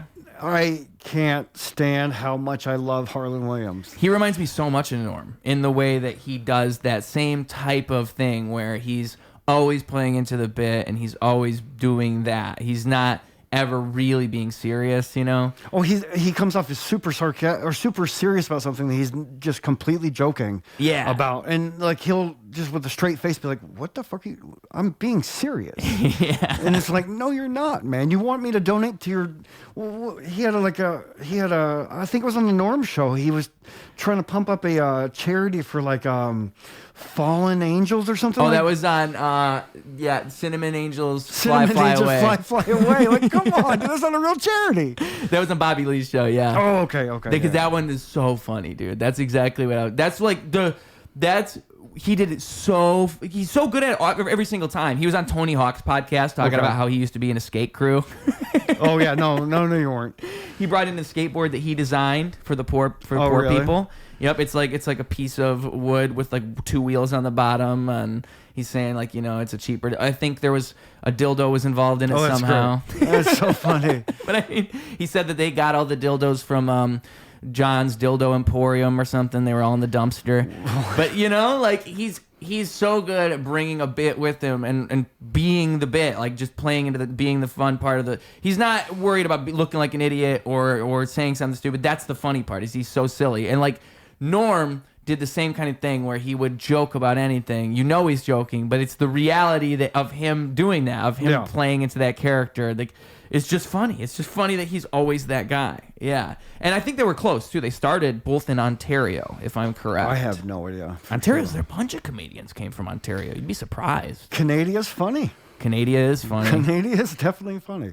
Yeah, Canada is like an odd duck, I would say, you know, because as an American, from the outside looking in, I can't imagine. I remember like when I was younger, I would hear that Canada, everybody's nice in Canada. And is that still the thing? Is everybody still super nice in Canada? I think they come off as nice. I think they're not as nice as we say they are, though. I know. I think that's what's been revealed over the years. Especially French Canadians. I hate all of you. I'm just kidding. French Canadians. It's French. I wish I had a French accent, dude. French is a cool language. French is one of those languages where I'd actually want to learn it. French, and because French sounds romantic. What's another language? Spanish, I mean, obviously, just for utility, being in like a city in America. The most romantic is German. No. Oh, man, I get so hot. Oh, God. Dude, German is like I learned German once, and I think German is so funny for how blunt it is. I'm totally kidding, but it's so blunt. So blunt. Yeah, like it sounds like you're choking on something. Oh, you're definitely choking for sure, or and I killing respect them a lot for of people. Egyptian, like there's, it says you're choking something or what? What'd you say? Nothing. Don't worry about it. Move on. Italian's probably a fun one. South African. I always wished I could have like a proper South African accent, like where it's where you're speaking English, but it almost sounds like you're not, type thing. See, South African sounds like like you're speaking English, but you have like a terminal disease. I love in it. your mouth. I love it. Yeah, no. That would be really good for my rap career if I could pull that off, you know? Okay, yeah. Because it'd be like, there's rappers who do it where, I can't even, see, that's like not even it. Don't like, ever do that again. I know. Don't ever do that. Honestly, I was basically doing, I was going UK. Like UK rap is something like this. I was going into UK rap. And UK rap, you can make sound cool. There's a guy, DJ. Beans on toast. Yeah. Beans on toast. Is that a thing? Andrew Santino, Beans on toast. Oh, what is that? I don't know what that is. It's just a deep cut of Bad Friends. See, I never got deep into that podcast. I love it though. Oh yeah, they're so big now. Like it's grown so much. I love it. They're both so funny on their own. Oh, they're hilarious for sure. I don't know. I binge on that show sometimes for sure. And now they're really getting like crazy guests too. Like it just like every podcast ends up being. Like now I think Jack Black was on recently on their thing. I think so. Yeah. Yeah, I'm trying to think of other like huge guests they've had. It'll just be random people sometimes now. But I mean, they visited Chicago recently because Andrew Santino's from Chicago, so it's probably a big deal when they come. I'm sure it sells out so fast. What theater is that? The one that's right Beacon. next to the river. Is it Beacon Theater? Is it the big one with the shiny lights right next to the? I don't know. I think I want to say Beacon. You might be right. I'm not sure though. I don't know either. But I know that they came to downtown Chicago within the last year. I always wonder how the touring podcast thing really works. You know, I've seen it, but still, it's just kind of an odd idea to me. I get it, but I don't. I have a dream actually of a touring podcast where it's just focused around Parkinson's and Parkinson's patients, and I want to bring awareness, but I also want to, every stop I do, I want to go to every state in the country, and I want to do multiple stops in each state, of course, but I want to be, every stop will be a comedy club, hopefully. Yeah. And I do a performance where any proceeds go towards Michael J. Fox Foundation. But I also would interview, Parkinson's patients, or their family, or providers, and hopefully I could coordinate it to where I had, like people coming to offer free or discounted services as well, because it's such a undervalued and under talked about condition or disease that I really, really want to help bring to the forefront. And so I think that'd be a good experience for me to do that as well. Yeah, dude. And like if you were touring, you could probably see all kinds of different people. Oh, for sure. You just have so many different like natural interactions with people with Parkinson's all over the country. I mean, that would be a really cool thing. Dude, I mean, in the biggest of cities, it's still hard to get information or treatment or anybody to acknowledge what you're going through. So can you imagine how hard it is or how little is available to people in smaller towns? Yeah. So if I can do anything to improve the funding or the spread of knowledge or the just making somebody feel okay with having Parkinson's, it's amazing for me. Like when I recently did a Parkinson's Foundation benefit at Zanies in Rosemont, where I'll be performing tonight. And somebody came up after the show with Parkinson's. He said, "Man, to watch you have your tics and your movements and your tremors on stage and be okay with it makes me feel okay with it too." And that I almost broke down crying right there. That's what I was saying earlier about like you don't even realize what it's gonna mean to people. You know, that's like that's the point of everything, dude. When people say stuff like that just makes everything it validates all of it in my mind. Like first to hear something like that, that would make me want to cry. Yeah, you know? for sure. Because it's like, to that person, you made that world of a difference in that moment. You know, they had that in them, and they saw you, and all of that just kind of a switch flipped, and you provided that. Without you doing what you do, they just don't get that. It doesn't happen. It made a lot of the stuff I've gone through to get to this point feel worth it, for sure. Absolutely, yeah. Yeah, all the struggle of it, even just having to go through all those hoops to get to that stage. Yeah, for sure. Yep. And it makes you want to keep doing it too. That's the other part of it. It makes you want to, like, those moments remind you have to just keep going on that stage over and over. And that moment will happen over and over again if you do. More and more people will say the same type of thing. Hopefully. You know? I really think so, dude. Hopefully. I think it's just inevitable. It's like that being undeniable thing. Like, if you just continue to do it and put it out there, it has to happen. There's no way it won't. Parkinson's patients and doctors, we have a saying, keep moving. Always keep moving. And that's so great because it's like, as a rapper, you know, it's a double entendre right there. Yeah. You mean it, but you mean it, you know? You mean it and you mean it. And like, it reminds me, you know, there's been a big movement with Alzheimer's over the last 10, 15, 20 years now. It's just gotten more and more. I've heard like differing things, like there's even problems with the research that come out now where there's been assumptions that have been made years and years ago, and we've been riding on those assumptions for so long. And like, the problem is the way the medical industry works. If you're going to say that you were wrong 10 years ago, you're going to make all this research you've done based on that. You're going to invalidate it. And so then the thing persists. I'm pretty sure that's the basis of the problem with Alzheimer's right now. And it's just crazy because you need the research. It's the problem with Parkinson's too. And you got to fund the research. Yeah, there's so little known about both. And that's, again, our big... Look, I'm not going to lie and say I don't have selfish goals and that I don't have selfish things that I want to accomplish in my lifetime and with comedy or whatever else I might pursue. But we all do. Absolutely. If, like I said, if there's something I can do before I die that shines or adds a little bit more of a contribution to something that affects so many, that's just an added bonus, man. Yeah, man. I think that's what life's all about, really. I mean, like, you know, when I think about it, one line I came up with in a rap song, I wrote it when I was in like 8th grade, and it's a match to a spark to inspire. I want to see you start a fire. Oh, that's great, man. That's really good. Thank you, man. And that's how I look at all of it. Yeah. It's like I'm lighting this match to a spark, this tiny little flame, so you can do something so much better than what I'm doing. Like, that's the most gratifying feeling of all of it. I don't have to do the best thing. I would rather inspire 10 other people to do things better than what I did. Yeah. Because they saw me do it, though.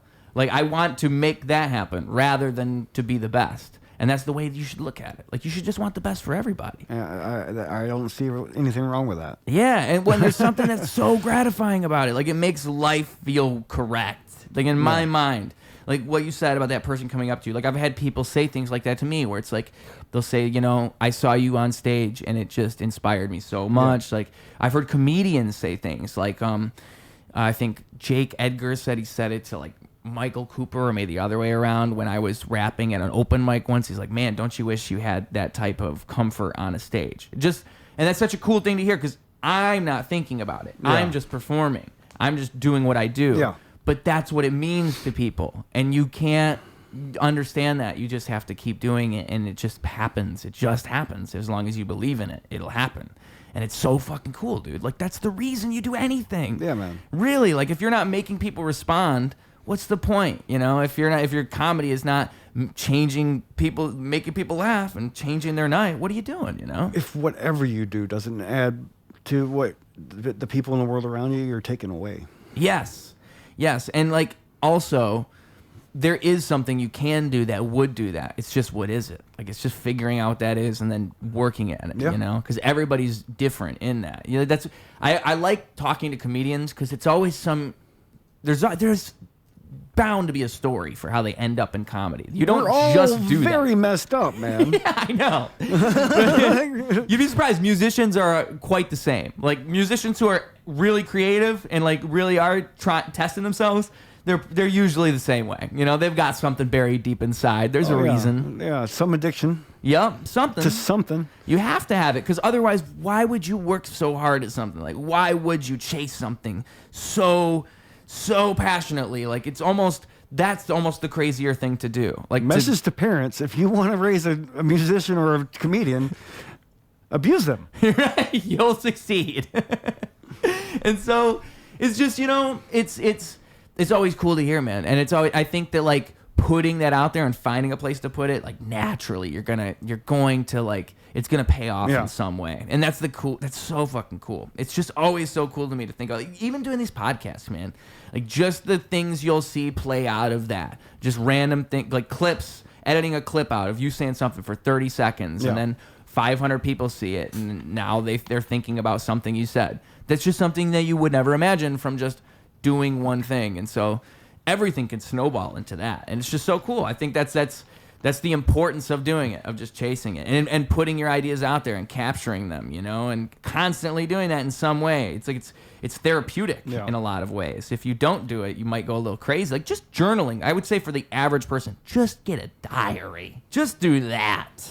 You'll feel better. Yeah. You don't got to do anything else. Just write some things down sometimes. Write that hate down before you express it. You know what I mean? Like get it out on a piece of paper before you start punching people. That's what I always say. That's a great because hate in particular, like to write it down makes it a different thing. You know, you look at it, you're like, oh, yeah, I shouldn't say that out loud. No, maybe I shouldn't. No, we're good. But it does feel good to write it down. Dude, just write anything. Mm-hmm. I agree. Because like I even think that like if you're a comedian, you're a musician, whatever you're doing, just write normal things. Don't write in that format. Write in just an essay format. Write in like a journal format. Write differently than you would when you're doing the art form, and that'll actually contribute to the art form.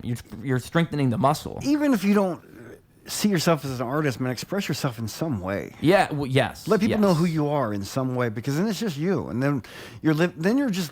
To me, it's a wasted life. The only person who knew you was you. Come on, man.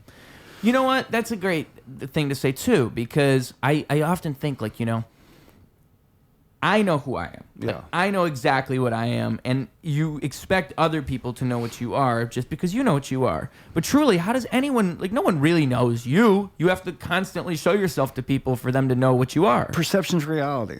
Yeah. If you don't change that perception, then the only thing they can go on is what they think. Mm-hmm. So, I mean, if you want to push something else out, if you want to be who you think you are and you want people to see that, you have to let them know. Yeah, and you have to prove that's what you are. Like, you have to make them believe you. You can't just talk about it. You got to be about it, son. Yeah, son. Be about it, son. See, I'm telling you, we'll get you on a track. There's your hook right there. Be about it, son. Be about it, son. The one. Dude, I can see it now. That'll be my extreme rap song. I'll go hard on that one, dude. Yes. Yeah. But yeah, like, and I think that like people, once you do that enough, like it's just people can't ignore you at a certain point. That's why I say like once you do it long enough, they're just bound to. You can't ignore somebody who's really being about it. Somebody who's like if you're a musician, release music all the time. Like constantly be in their face. Like show them you're a musician so they know. Don't just let it like yourself sit on the back burner and drop something every now and then. Constantly be out there somehow so they see you. Same thing with comedy. Always be in their face about it. Even if you're not doing shows, just remind them that you exist somehow. Just put a little thing out there. Can we stop saying drop though? Yeah, whatever you want to call it. Can we find something else? Yeah, no drop. We'll say, no drop. So we can't say drop like when you're putting something out, like when you're. Yeah, because I'm just tired of seeing some artist or whatever go, man, I dropped. I don't know. Maybe I'm just crazy. You're probably right. Probably am crazy. No, we need new slang. We need to find some new slang for drop. I can't say dropped. I'm trying to think of something good. What about bequeathed? Yeah, well, bequeathed. Bequeathed. I heard queef. Good thing. Well, that could go right. It could work. I mean, whatever you're feeling that day. Woman power. Bequeathed. I bequeath the track upon you. I bequeath the track upon you. Yeah. I female pussy farted that track upon you. Yeah. You know, pop that out. No, it's more like... Oh, yeah. Good queef sound. I practiced. I practiced the many ins and outs of queef. I'm somewhat of a queefer myself. You want to hear him? That's what I'm going to do in my next set. I'm going to do nothing but queef impressions. Yeah, the queef alphabet. Let's cut that out. That way, when he does the material, no one's expecting it. No, yeah, exactly. I don't need that to be stolen from. Right. No, please steal it. Too good of a good idea. I don't want anybody knowing I did that. Hey, man, there's potential there. I think I think I'm trying to think of a good word, man. I slapped the track onto the people. I slapped it down. I like that a I whole just lot slapped better the than track. a drop. I slapped the track. I was slapping some tracks. I've been slapping tracks weekly, bruh. That sounds like a masturbatory term. I'm slapping the tracks. Yeah, it gets bad pretty fast. But I like it better than drop though. I popped a track. See, that doesn't sound good. That sounds like you're popping a zit. Yeah, I gave. Can't say gave. I birthed. I'm birthing the track. I birthed the track. See, like the only thing is, like it doesn't roll off the tongue in the same way. Like dropped. That's like I want it to just like come right out. Like it sounds natural. Squirt. I squirted a track. I'm squirting. I've been squirting all the time, dude. I like that. I like that. That's your new intro. Let's squirt. Let's squirt. Let's squirt together. I'm gonna squirt. We might as well squirt together. I mean, you need a squirter to squirt with me, and you seem like the guy. Yeah. Let's squirt, bro. Let's squirt, bro. Let's squirt for an hour straight, bro. We've been squirting. My talent's just squirting all over the place. Yeah. If you ain't squirting, what are you doing, son? If you ain't squirting, somebody's squirting before you. Yeah, if you don't squirt, someone else will, like we said earlier. Exactly. If you don't squirt, someone's going to squirt, and they'll squirt better, faster, harder, stronger than you will, unless you put in that You don't want to be a work. weak squirter. You don't, because if you're a weak squirter, that's a weak stream. It's less pressure. You got to put the pressure on them and squirt hard. Yeah, man, I just got uncomfortable. Hey, man, I'm painting the picture.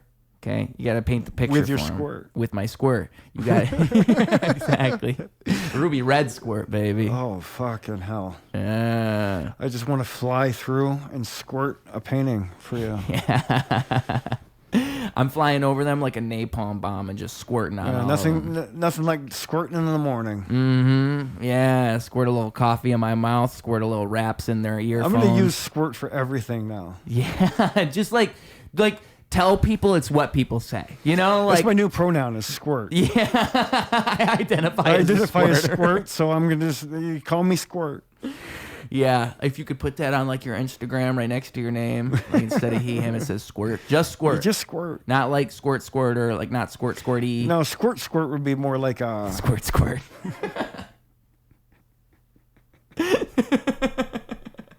Squirt, squirt. That, I like. It's kind of like, do you remember like He-Man, Masters of the Universe, snarf, snarf. Yeah, I'm Squirt, Squirt. In fact, that's my new rap name. That's it. That's my new rap name. Dude. I'm DJ Squirt, Squirt. That's hard though. Yeah. Not even gonna lie. I would bump that. That's a good name. I just want to be, you know how like squirt, or just could be like squirt, squirt, squirt, squirt. Like like you're scratching a record, just be like squirt, squirt. Dude. If that's not taken, that's incredible. Oh, it's taken now. I'm going to copyright it immediately. DJ Squirt Squirt. DJ Squirt Squirt. For sure, man. Squirting on the track. I've been squirting since I was little. I've been squirting since day one, son. I've been squirting on your mom's back, son. Yeah. Squirting on these tracks, squirting on your mama's back. Yeah, dude. You look like a rapper. I told you. I believe it now. I believe in myself. See, if we do anything with this podcast, it's turn people into If hip-hop I ever artists. put out a comedy album, it's going to be called Squirt Squirt. Yeah, that's a great comedy. It's Even done. for a comedy album name, that is brilliant. It's done. Squirt, squirt, and like, don't even talk about it. Don't even bring that up. Just have that be the name. You know. Yeah, and then I'm gonna like my name. I'm gonna be Squirt Squirt, aka Morphine. Like from The Matrix. The Matrix. Morpheus. No, but I'm Morphine. Yeah. Oh shit! Yeah, I already been thinking about this since I was 12, son. See, man, I knew there was a rapper in you. Oh, yeah. I fucking knew it. I have a sense for this type of thing. And not like the rapper in me, like a Diddy party, like a different kind of rapper. I think. Yeah. You know what I'm saying? I know what you're saying. Yeah, same here. I'd like to think, you know. I'm just imagining, like, if I was at a Diddy party. There'd definitely be a rapper in you. Yeah. Yeah.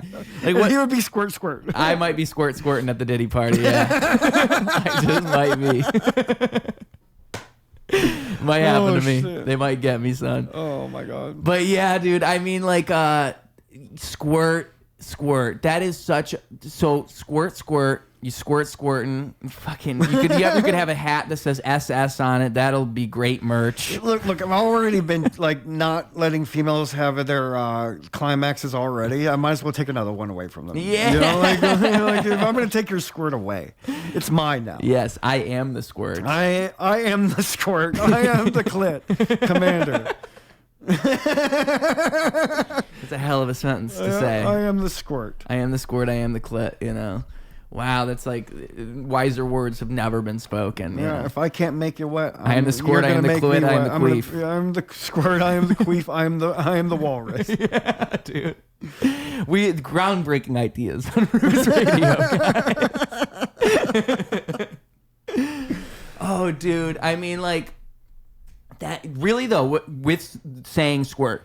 I think that's how phrases are introduced. I think it's as simple as that. I think if you just say something long enough, you just have to keep saying it and just telling people. Like, oh yeah, people say that. Like, I think I'd want to I really do want to rent some rollerblades and just and run up to somebody and just slide, stop, and go squirt, squirt. Yeah, and they're like, "Whoa, that was so." And then just leave, and then that'd be their only interaction they have with me. You're the squirt guy, dude. They'd be 80 years old telling the story when I was.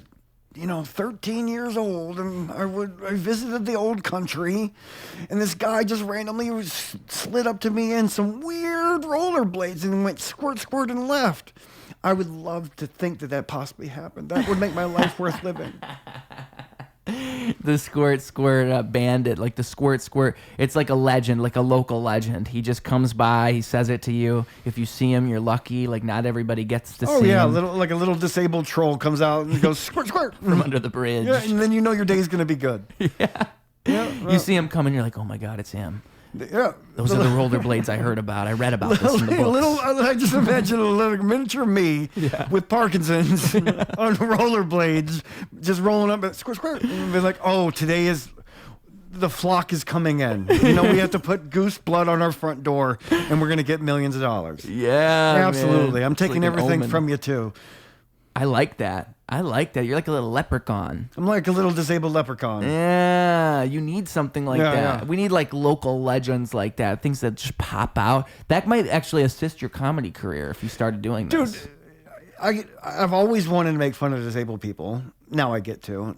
Are you telling me that I can make fun of like little leprechauns too? Yeah, you should dress up like one. Oh man. Yeah, absolutely. Have carry around some Lucky Charms or something with you, We're offending too many people, I think, right now.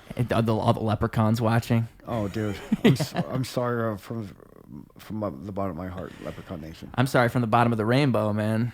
I wonder if you have Wi-Fi at the bottom of the rainbow. Can leprechauns see this? That's racist. Is that racist, man? I won't go any further with this. All right. He must have leprechaun friends that I don't know about. I've never met one. I've been waiting to meet one. I'm kind of actually jealous if you know one. Because I hear they got some magic. Okay, they have magic. Yeah, they do. They probably do. This is weird as shit, huh? The leprechauns? Yeah. I think I love it. What in particular? I don't know, man. Who cares, man? I'm fucking stoned as hell. You mean this conversation? The conversation itself?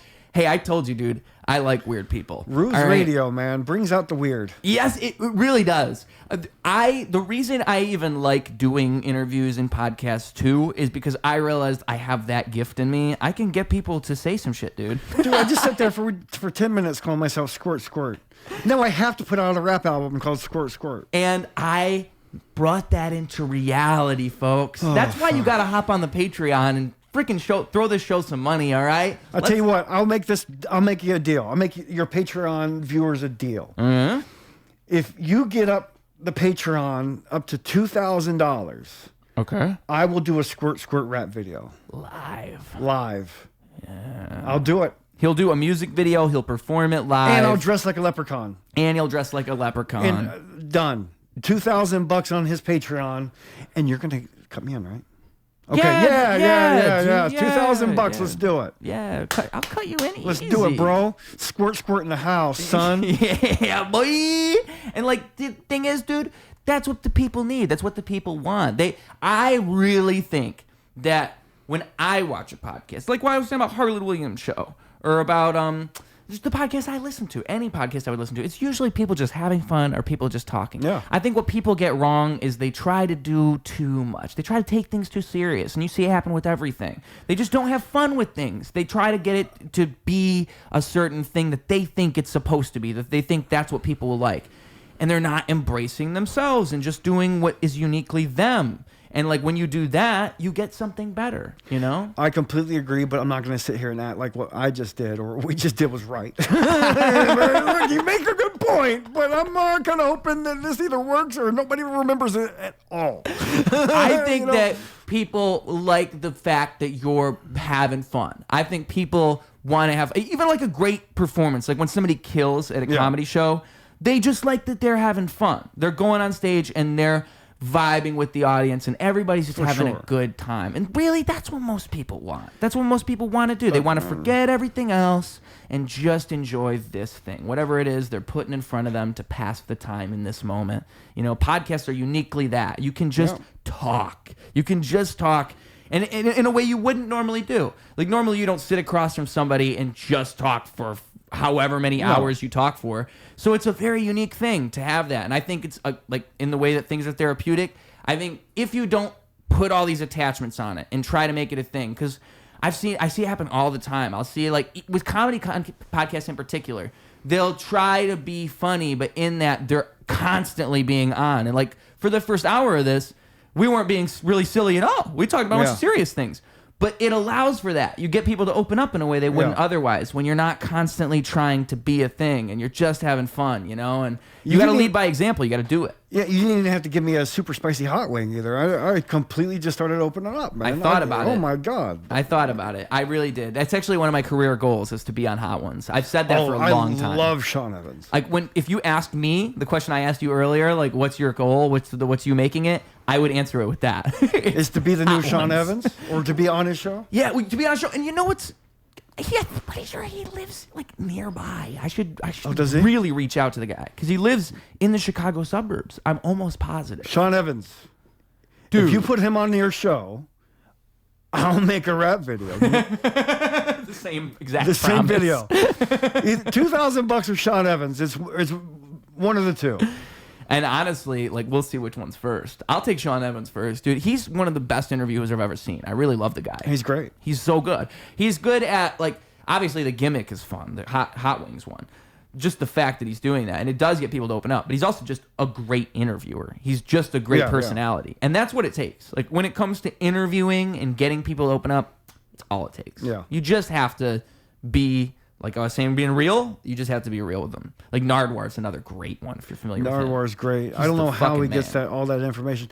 I have to take my meds. Oh, yeah, man. We're good. I mean, we can wrap this thing up. What I always do at the very end is I just say, if we have a final message for the kids, you want to tell the people something, give them a little nugget of knowledge, now's your chance. And also the social medias, if they're trying to find you, the floor is yours. You can lay it all out here. Well, I'll do one funny, I hope funny, and one serious. Funny is Squirt Squirt. But no, seriously, listen, man, don't give up. Believe in yourself. Do everything that you want to do, and don't let anybody stand in the way and tell you can't or what you do isn't worthwhile. Who gives up about them? It's about you. That's what I would say. And on social media, I really only do Instagram and Facebook. Instagram, you can find me at Wiley Jokes. That's WYLIE. And then tonight, I'm going to be at the Rosemont, Zanies, Rosemont, 7:30 p.m. New material night. And hopefully you come out and see me and laugh. Hell yeah, dude. Well, it was a pleasure having you on the show. I hope to have you on again soon. I love what you're doing. Thanks, man. I think it's super awesome that you're bringing awareness to Parkinson's, dude, because somebody's got to do it, you know? And yeah, thanks a lot. I think that, like, you know, it's great that you're taking what life gave you. It's like we all have the cards that we're dealt, and you can only do the best possible thing with the cards you're dealt. And that's exactly what you're doing. And I think that's it's a powerful thing for people to see, you know? I mean, obviously, to go on stage and to joke about it is one thing, but to want to involve people and spread awareness and bring more, to care so passionately about it is a whole other thing, you know? And I think that's truly, like, for me, that's the powerful intent behind it. Like when I hear all of that, that's super awesome to hear because it's the best thing you could possibly do with such circumstances. So seriously, I commend you. Just keep doing that. You're bound to bring awareness to it just by being who you are and putting that out there. Well, thanks, Ben, and thanks for having me. I had a great time. We'll do it again sometime. Cool. Sounds good. All right. With that being said, folks,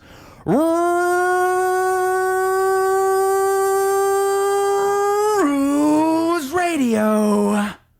Clocking out. Double down, competition couldn't help him to rock.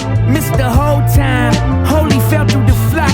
That's an ordinary miracle, wealth to the block. It's a balance in the character that's calm and collect. It's apparent his caricature is lost in the mess.